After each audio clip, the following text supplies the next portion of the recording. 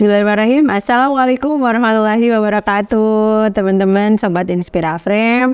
Kita ngobrol-ngobrol lagi nih sama Mbak Rika. Ya, jadi kalau kemarin kita ngomongin soal apa itu cantik. Nah, di sini kita ngomongin lagi lebih spesifik. Jadi cantik, tapi tentang aktivitasnya nih, aktivitas yang cantik, yang mendukung agar para perempuannya jadi cantik. Nah, kayak gitu, Mbak Rika. Kalau Mbak Rika sendiri dari kecil memang sudah aktif organisasi. Kita kan ketemunya di organisasi nih. Dari kecil, jadi mulai dari SMP mungkin atau dari SMA gitu. Iya, jadi aku itu pertama kali ikut terjun di Muhammadiyah itu di waktu SMP, Mbak. Oh, berarti aktif di Muhammadiyah, IPM ya? IPM, terus lanjut sampai, jadi IPM itu dari ranting dulu. PR biasa. SMP Muhammadiyah 14 Surabaya, terus lanjut ke cabang pimpinan cabang Muhammadiyah, pimpinan cabang IPM. Terus ikut ke PD, PW IPM Jawa Timur ya. Terus di IMM juga. Habis itu langsung naik ke IMM. Iya, kuliah kan berarti. Oke, IMM. Habis itu ke NA. Jadi memang nggak ada jeda waktu untuk kayak istirahat gitu ya. Jadi kayak pengennya aktif terus. Nah, kira-kira motivasi dulu aktif di IPM gitu sama sekarang gitu, ketika kita sudah jadi ibu-ibu gitu ya, udah punya anak, udah berkeluarga, itu sama nggak motivasinya kira-kira?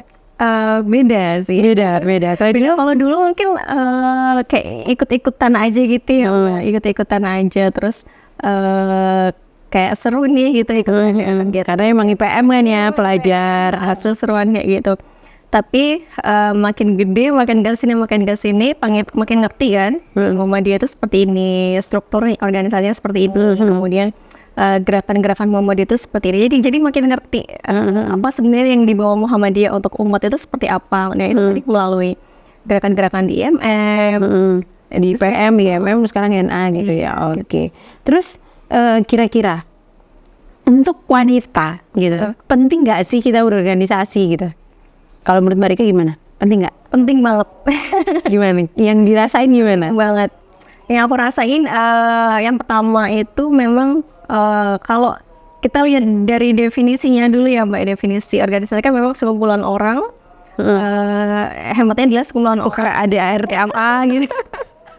Iya benar. Pendidikan aja sedikit banyak. Oh iya, pas berarti ya masuk podcastnya soal manajemen pendidikan, kayak sekumpulan orang yang di situ sudah tersistem, ada terbentuknya struktur untuk mencapai tujuan bersama seperti itu. Jadi memang perempuan itu memang harus ada apa ya, kegiatan yang itu memang ada tujuannya gitu. Nah, itu diwadahi oleh organisasi di Pertemuan Muhammadiyah. Kalau misalnya perempuan nggak ikut organisasi, ya otomatis kan kayak apa ya, nggak ada tujuan gitu ya, nggak ada tujuan yang mau dicapai gitu. Apalagi di organisasi kan juga mengembangkan bakat potensi juga ada di situ, mengenali diri lebih jauh, mengenal diri sendiri, apalagi mengenal masyarakat itu kan justru sangat bermanfaat untuk kebaikan diri kita. Dan nanti nih kalau kita udah mana dari kita sendiri aja udah tertampung gitu ya, berarti nanti untuk buat keluarga juga lebih baik kayak gitu ya. Tapi kalau kita lihat sekarang kan kayak bener nggak sih banyak stres, ibu-ibu pada bunuh diri, malah bunuh anak itu. Itu apakah jangan-jangan juga karena mereka juga nggak aktif organisasi ya, nggak punya komunitas gitu? Iya, bisa jadi itu mungkin salah satu faktornya itu mungkin ya Mbak, apalagi ibu, aku juga udah jadi ibu nih. Jadi Mbak Rika sudah jadi ibu-ibu. Ibu-ibu nyubi gitu ya, udah sama Mbak gitu ya, udah ya enggak juga, naik ibu sendiri. Dia dari postur badannya. Nah gitu, jadi aku ngalamin sendiri bahwa jadi ibu itu memang berat gitu ya, apalagi dari proses mulai hamil, melahirkan sampai menyusui punya anak, itu kan berat sekali masa-masa seperti itu. Jadi kalau memang kalau nggak ada support atau nggak ada support suami, kemudian jadi support system itu kan banyak ya Mbak ya, banyak sumbernya, bisa dari keluarga intern, dari ekstern tuh kita juga bisa jadi support system kita. Organisasi, komunitas, teman itu bisa jadi support system buat kita, apalagi buat ibu-ibu yang memang di rumah fokus ngurus anak gitu ya. Mungkin hiburannya itu ikut komunitas, me time-nya ibu-ibu kali ya, lebih ke me time-nya. Tapi gimana kalau ada nggak sih komunitas yang malah membuat itu jadi kayak penyakit gitu? Misal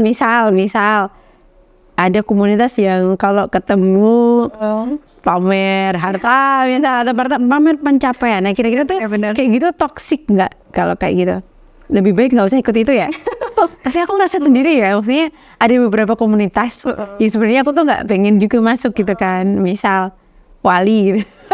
Sebut merek. Aduh, wali muridnya mau diedit ya nanti. Nggak sih, tapi aku lebih takut gitu loh ketika kumpul sama wali. Mungkin karena ada yang sefrekuensi, ada yang enggak. Dan kadang kayak apa ya, kayak kita tuh kayak takut aja kalau mau ngomong salah ngomong, takut baper kayak gitu kan. Terus kadang tuh kayak apa ya, itu tadi kalau ketemu tuh kayak banding-bandingin atau apa gitu. Nah kira-kira itu mending, kalau aku selama ini gimana? Selama ini aku diem dan nggak ikut-ikutan. Jadi kalau ada di sana rame-rame ngapain, aku tuh kayak diem. Kalau keputusannya ini ikut manut kayak gitu. Nah kira-kira Mbak Rika gimana? Ikut nggak? Kalau komunitas itu kan hak kita ya Mbak, hak kita buat memilih mana yang memang itu nyaman buat kita, mana yang itu benar-benar jadi support system buat kita. Itu sebenarnya diri kita yang ngerti sendiri. Berarti ada ini ya, ada tanda-tanda ketika ini apa namanya komunitas yang baik buat aku kayak gitu. Gitu. Jadi ikutilah komunitas yang memang itu banyak mendatangkan value, banyak mendatangkan manfaat gitu. Jangan malah kita ikut komunitas yang justru malah menimbulkan mudarat gitu loh buat kita gitu. Ya buat apa gitu kan, nggak ada artinya. Tertekan gitu gak sih kalau kita nggak sefrekuensi gitu ya? Benar. Apalagi jangan jauh-jauh sih Mbak, kita punya temen yang ngomongnya nggak nyambung aja, kita mungkin kayak ngerasa nggak enak ya. Apalagi sekelas komunitas yang gede banyak orang aja, itu pasti bakal terpengaruh sih buat diri. Oke, siap. Berarti emang penting banget ya. Betul. Terus kalau Mbak Rika sendiri, untuk ibu-ibu muda merekomendasikan komunitas yang seperti apa? Kalau aku sih merekomendasikan komunitas yang itu memang sehat ya. Sehat dalam artian sehat secara jasmani, rohani, fisik. Itu yang paling penting. Kemudian juga mendukung kita ke arah itu gitu maksudnya. Kemudian secara psikis kita juga semakin kuat komunitasnya, cari komunitas yang seperti itu. Jadi untuk menguatkan diri kita sebagai ibu-ibu yang rentan stres ini ya, kita harus bentengi dengan itu. Gitu. Jadi jangan asal memilih komunitas yang gitu nggak ada artinya gitu. Bisa komunitas yang itu mendatangkan afirmasi positif buat kita sebagai ibu gitu kan, sebagai mendatangkan afirmasi positif buat anak kita juga, manfaat yang baik gitu. Oke. Terus ada temanku tuh juga kapan hari adalah orang yang setelah menikah itu punya paham khusus gitu ya soal agama gitu, dan itu nggak boleh keluar misal sama suaminya gitu. Padahal kan komunitas adalah kayak kebutuhan kita ya, me time tadi, open mind kayak gitu. Nah misal menyikapi suami kayak gitu gimana Mbak Rika? Itu kan kayak gimana ya, kita udah terbiasa dengan ritme hidup kita yang juga ketemu sama orang, ngobrol sama orang, bersosialisasi gitu. Dan tiba-tiba ada paham tertentu yang nggak bolehin gitu loh. Pokoknya surganya wanita itu pokoknya di rumah misalnya gitu. Nah itu kayak gimana tuh? Kita juga jadi teman jadi bingung. Ini biasanya orang ini aktif, biasanya enak diajak kerja, tiba-tiba ngilang. Tapi dia juga nggak salah kan? Karena kan dia juga mengikuti perintah dari suami gitu, yang notabene memang perintah suami harus dilaksanakan gitu loh. Nah itu gimana ya? Iya baik sih Mbak, kita ini jadi ngomongin masalah pernikahan ya.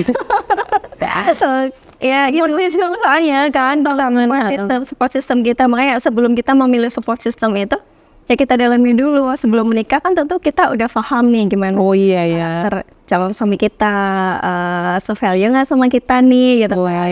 Nggak cukup dalam artian bukan harta atau gimana ya, cukup dalam artian nilai-nilai yang dibangun. Kemudian itu tadi kayak harus ada ini juga ya, Kak, kesepakatan.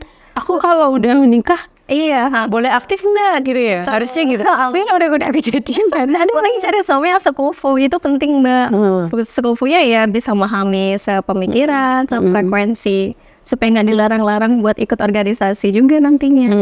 Betul. Oke, teman-teman, nanti kita akan dapat nih tips dari Mbak Rika. Bagaimana Rika? Kita tuh masih bisa aktif di organisasi nih. Yo. Perempuan tuh harus aktif di organisasi karena apa juga nih? Boleh dong nasihat buat teman-teman perempuan di sana, apalagi muda-muda nih. Nasihatul Aisyah.